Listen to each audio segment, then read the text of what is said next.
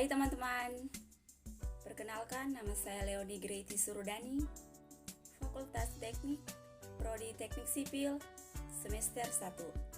Dosen pengajar Silviana Jane Pelealu, SST, MAS, MK, Menggambar Teknik, Universitas Pembangunan Indonesia Manado.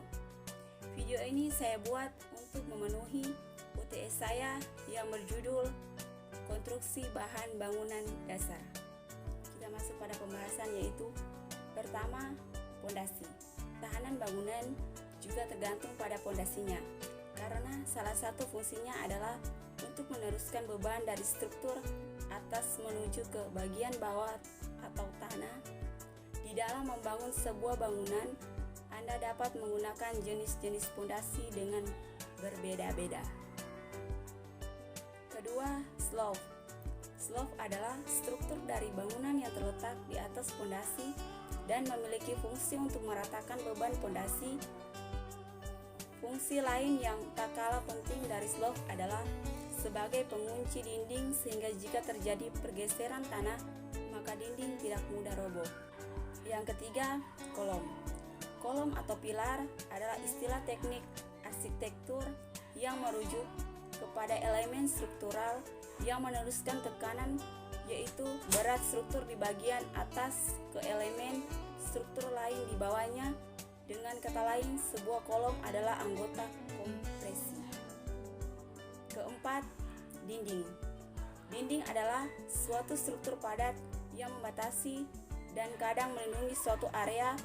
Umumnya, dinding membatasi suatu bangunan dan menyokong struktur lainnya. Membatasi ruang dalam bangunan menjadi ruangan atau melindungi atau membatasi suatu ruang di alam terbuka.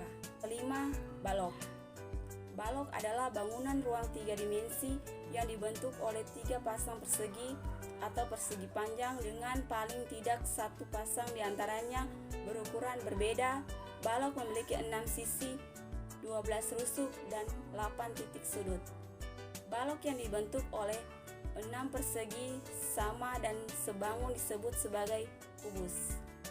Yang keenam, lantai. Lantai adalah permukaan bawah dari sebuah ruangan atau kendaraan. Lantai dapat terbuat dari batu, kayu, bambu, metal, keramik, marmer, batu granit, dan bahan lainnya. Tingkat bangunan seringkali disebut lantai, meskipun arti sebenarnya adalah tingkat. Yang ketujuh, rangka atap. Adalah suatu komponen penting yang ada dalam suatu bangunan. Rangka atap berfungsi sebagai penopang tekanan atap dan menyalurkan tekanan bangunan ke struktur lainnya yang ada di bawahnya. Struktur ini mungkin jarang kita lihat karena tertutup genteng. Dan yang terakhir, 8. Penutup atap. Penutup atap adalah penutup atas suatu bangunan yang melindungi bagian dalam bangunan dari hujan maupun salju. Bentuk atap ada yang datar dan ada yang miring.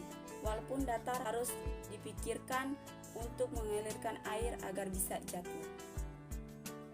Sekian dari video saya. Terima kasih.